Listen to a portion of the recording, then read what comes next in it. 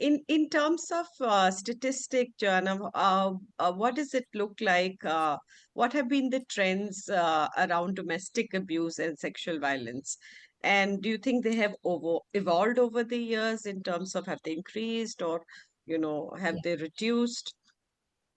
Yeah. So at the moment, so like I can talk about like in terms of crimes on an England and Wales basis. So because we now have, so in the last few years, I don't know if people will have heard, we had a serious case where a police officer raped and murdered somebody, and he pulled her from the street. Her name was Sarah Everard, a very tragic death. And since that time, more has come out about policing response and lack of response to domestic abuse and sexual violence, but also that police are perpetrators of, we have corruption within our system. So there's been a focus on both those things. So as a result of that, in England and Wales, police forces have to do something called a strategic policing requirement.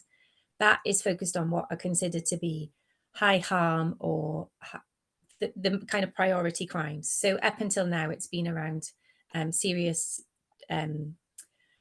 organised crime and things like that. But last year, violence against women and girls was brought into that. So each police force has to do that assessment.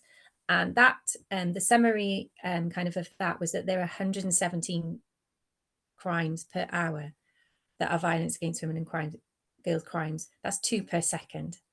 And when we think about that, so in Wales, we have a population of just over 3 million.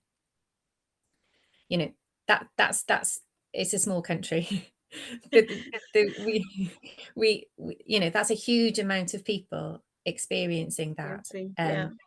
all the time. And when we think that's only 25% of, and it's possibly even less than that of those report, then when we look at what we consider to kind of be the lower level of this, so sexual harassment at work or in school, high schools, further education, we know that the vast majority of women are experiencing those crimes. So some of the data tells us that 4 out of 5 women experience harassment at work, and not just by one person, it's repeatedly.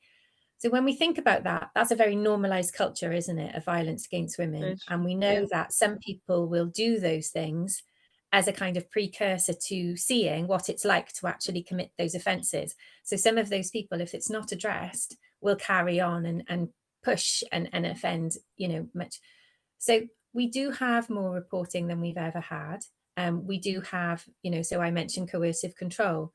So that's been recognised as legislation. That's been a change within England and Wales to recognise that as a form of abuse.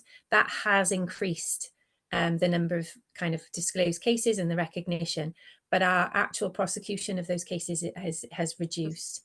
And for sexual offences particularly, I think our average is around 2% of crimes reported. We have a police force in Wales that's the top of that, and it's got 10% of cases reported. Now, when we think about the vast number that go unreported, people talk of it being now almost decriminalised, because the chances of it being reported and then it going right through to being convicted at court are very limited.